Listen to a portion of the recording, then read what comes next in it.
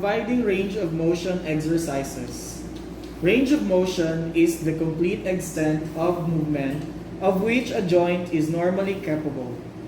Taking part in routine activities of daily living helps to use muscle groups that keep many joints in an effective range of motion. When the patient does the exercise for him or herself, it is referred to as active range of motion. Exercises performed by the nurse without participation by the patient are referred to as passive range of motion. Range of motion exercises should be initiated as soon as possible because body changes can occur after only 3 days of impaired mobility. Procedure: review the physician's orders and nursing plan of care for patient activity. Identify any movement limitations.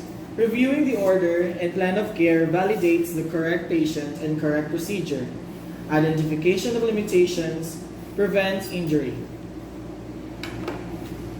Perform hand hygiene and put on PPE if indicated. Hand hygiene and PPE prevent the spread of microorganisms.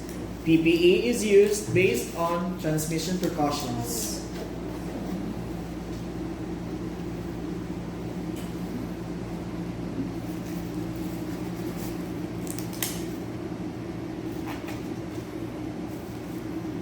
Identify the patient. Explain the procedure to the patient. Patient identification validates the correct patient and correct procedure.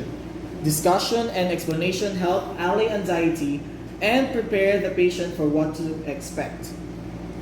Close the curtains around bed and close the door to the room if possible.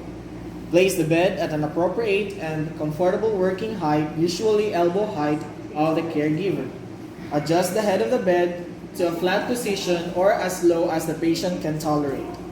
Closing the door or curtains provides privacy. Proper bed height helps reduce back strain while performing the procedure.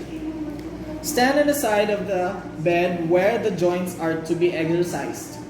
Lower side rail on that side if in place. Uncover only the limb to be used during the exercise. Standing on the side to be exercised and lowering the side rail prevent back strain on the nurse's back. Proper draping provides for privacy and warmth. Go. Perform the exercises slowly and gently, providing support by holding the areas proximal and distal to the joint. Repeat each exercise 2 to 5 times, moving each joint in a smooth and rhythmic manner. Stop movement if the patient complains of pain or if you meet resistance. Slow, gentle movements with support prevent discomfort and muscle spasms resulting from jerky movements. Repeated movement of muscles and joints improve flexibility and increases circulation to the body part. Pain may indicate the exercises are causing damage. While performing the exercises, begin at the head and move down one side of the body at a time. Encourage the patient to do as many of these exercises by him or herself as possible. Proceeding from head to toe one side at a time promotes efficient time management and an organized approach to the task. Both active and passive exercises improve joint mobility and increase circulation to the affected part, but only active exercise increases muscle mass, tone, and strength and improves cardiac and respiratory functioning. Move the chin down to the rest of the chest. Return the head to a normal upright position. Tilt the head as far as possible toward each shoulder. These movements provide for flexion, extension, and lateral flexion of the head and neck.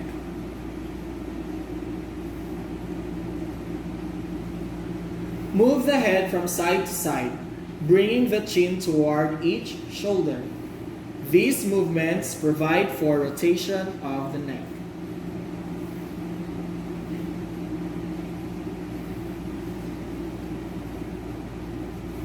Start with the arm at the patient's side and lift the arm forward to above the head. Return the arm to the starting position at the side of the body. These movements provide for flexion and extension of the shoulder.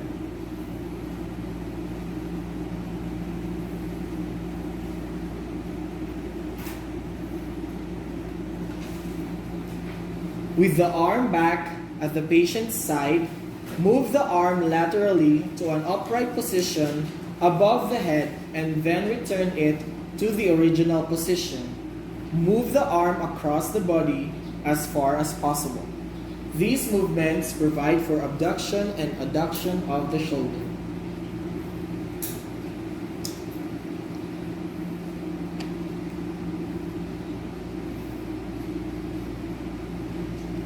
Raise the arm at the side until the upper arm is in line with the shoulder. Bend the elbow at a 90-degree angle and move the forearm upward and downward, then return the arm to the side. These movements provide for internal and external rotation of the shoulder.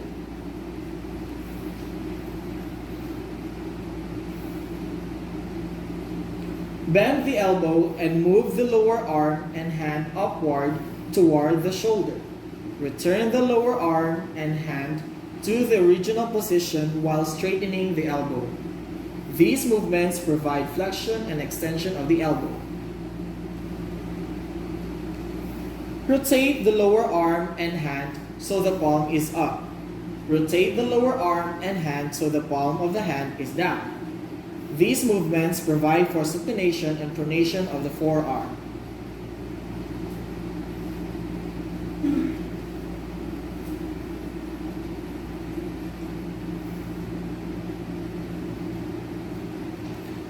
Move the hand downward toward the inner aspect of the forearm.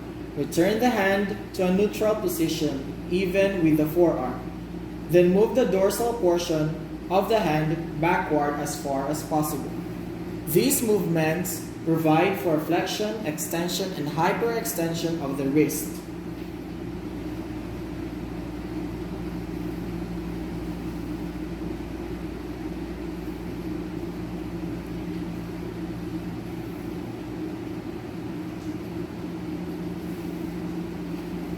Bend the fingers to make a fist, and then straighten them out. Spread the fingers apart and return them back together.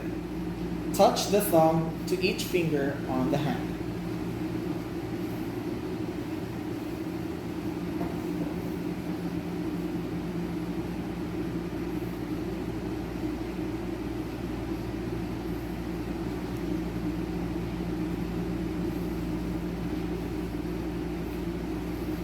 These movements provide for flexion, extension, abduction, and induction of the fingers.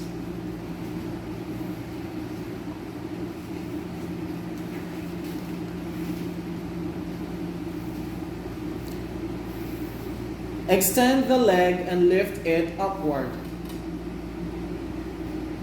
Then return the leg to the original position beside the other leg. These movements provide for flexion and extension of the hip.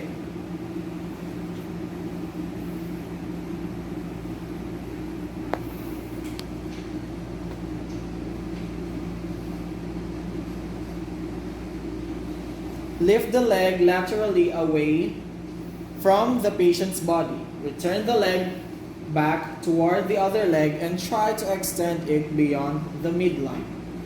These movements provide for abduction and adduction of the hip.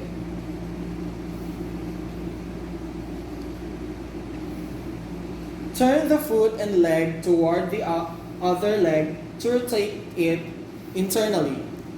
Turn the foot and leg outward away from the other leg to rotate it externally. These movements provide for internal and external rotation of the hip.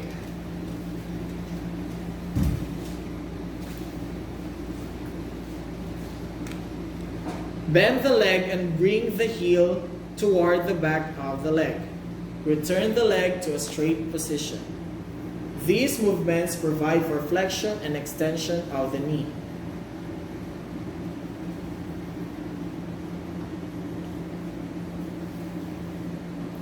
At the ankle, move the foot up and back until the toes are upright. Move the foot with the toes pointing downward. These movements provide for dorsiflexion and plantar flexion of the ankle.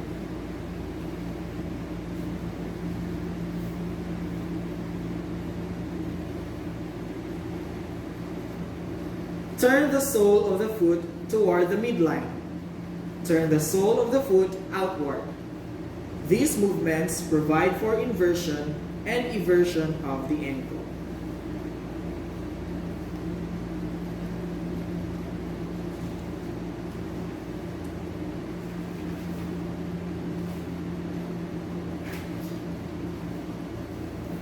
Curl the toes downward, then straighten them up.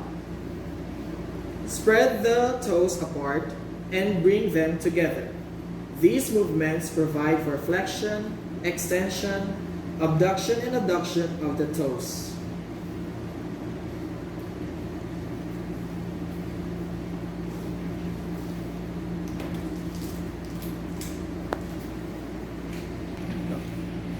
Repeat these exercises on the other side of the body. Encourage the patient to do as many of these exercises by him or herself as possible. Repeating motions on the other side provides exercise for the entire body. When finished, make sure the patient is comfortable, with the side rails up and the bed in the lowest position. Proper positioning with raised side rails and proper bed height provides for patient comfort and safety. Remove gloves and any other PPE if used. Perform hand hygiene.